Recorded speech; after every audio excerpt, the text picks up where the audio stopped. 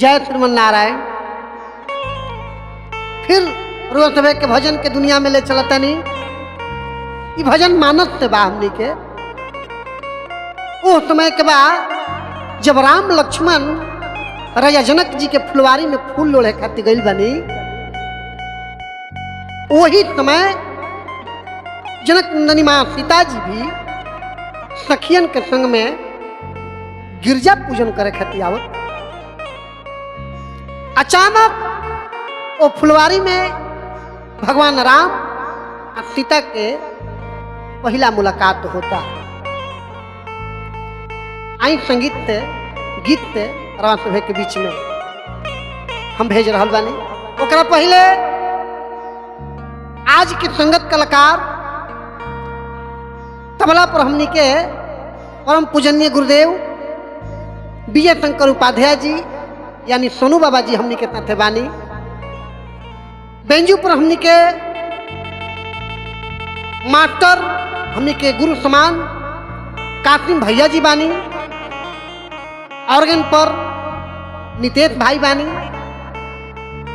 सहयोगी कलाकार हमनी के जोड़ी पर संगत करब विकास भैया जी। कैमरा पर हमनी के गोपाल भैया बानी। माही म्यूजिक के सौजन्य से परम आदरणीय बड़ भैया हमनी के संजीत भैया के विशेष कृपा पात्र से ऑडियो और वीडियो रुआ सभा के बीच में जा रहा बा। एकरा के ध्यान से सुनब और हमारा चैनल के सब्सक्राइब भी करब, लाइक करब, कमेंट करब। आई संगीत से हम रह सभा के ले चल किया हो रामा अचके में लड़ला नजरिया।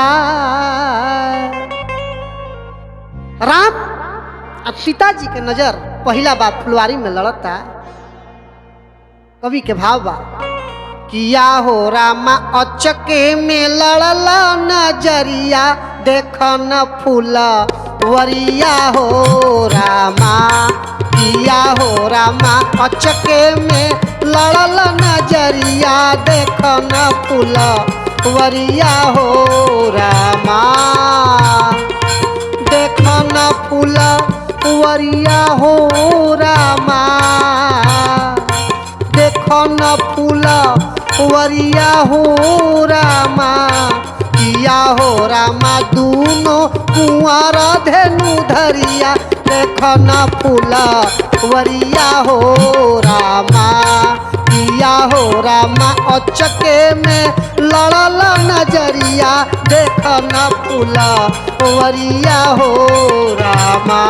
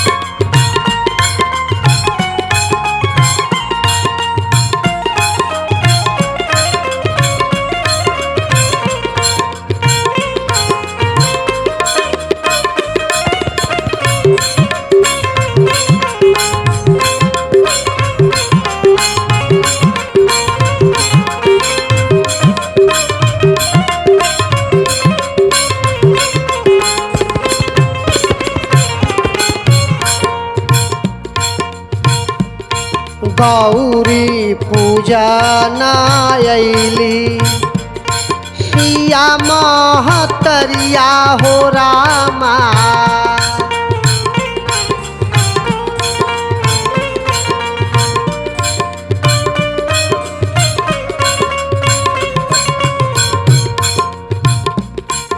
माता रानी के कृपा से, अपना माई की कृपा से, माता रानी के आदेशानुसार जनक नंदनी फुलवारी में माता गिरजा के पूजन करे खातिर आई। वही समय की खेला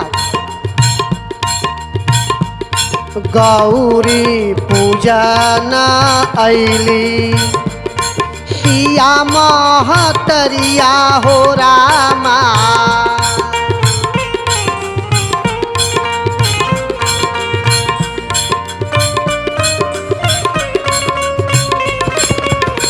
भइल का राम लखन फूल लोढ़े ओही जरिया हो रामा।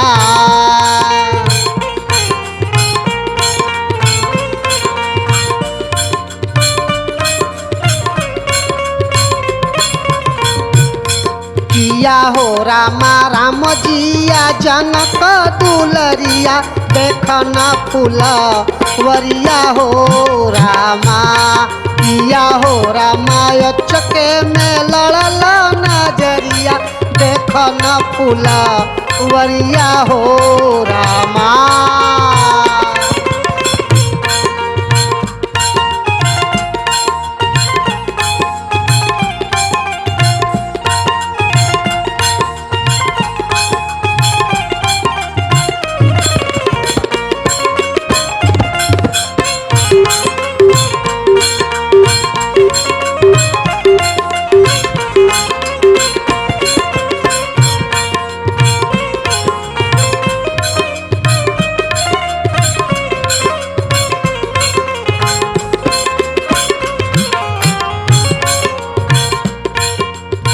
सखी लोग कहता लो देखी कितना सुंदर भाव बा कवि के वर्णन बा। साधक कहतनी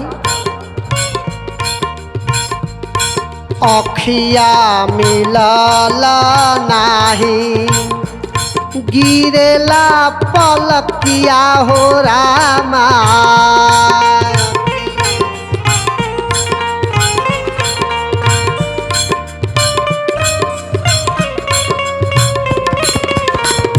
नैन जब मिलता भगवान के और माई के यानी राम के और सीता के तो जब पलक मिलता तो पलक गिरत नहीं थे। साधक कहत कितना सुंदर बात अखिया मिलल नाही गिरेला पलकिया हो रामा।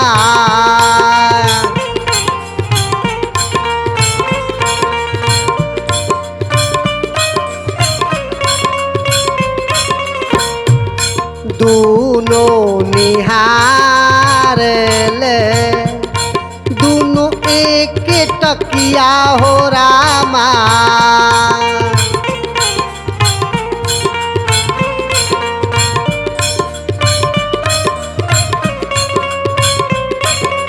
भइल का किया हो रामा दिल में बतवली तावरिया देखन फूल वरिया हो रामा। किया हो रामा चके में लड़ल नजरिया देखन फूल वरिया हो रामा।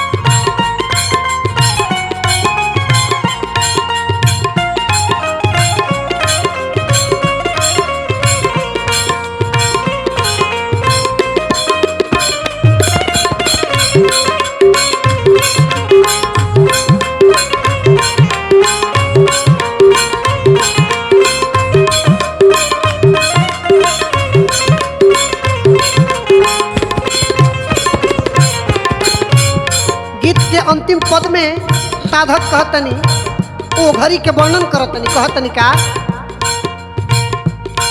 पार्वती जी के करत ध्यानवा हो रामा।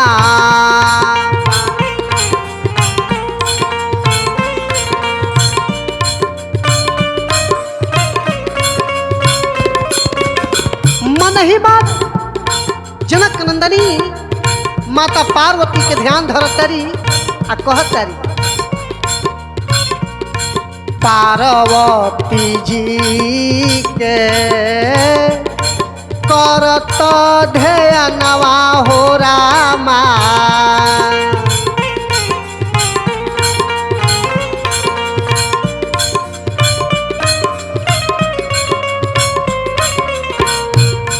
माता पिताजी पार्वती जी के मन में ध्यान धके अपना भवन की ओर जातरी, अपना घर की ओर जातरी, मन में सोचतरी कहतरी इहे पति मिलत चलली अपना भवनवा हो रामा।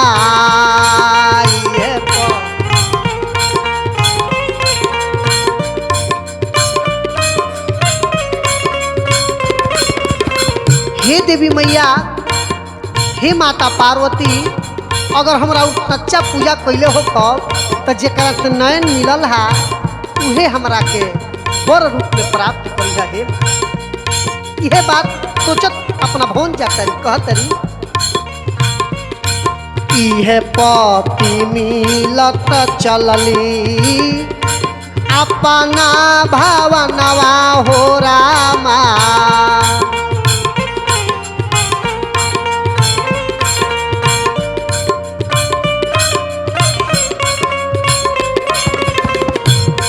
किया हो रामा कपना सजवली तू कुमरिया देखना फूला वरिया हो रामा। किया हो रामा अचके में लड़ल नजरिया देखना फूला वरिया हो रामा। देखना फूला वरिया हो रामा। देखना फूला वरिया हो रामा। किया हो रामा दूनो कुंवरा धेनु धरिया देखना फूला वरिया हो रामा। किया हो रामा अचके में लड़ल नजरिया देखना फूला वरिया हो रामा। किया हो रामा अचके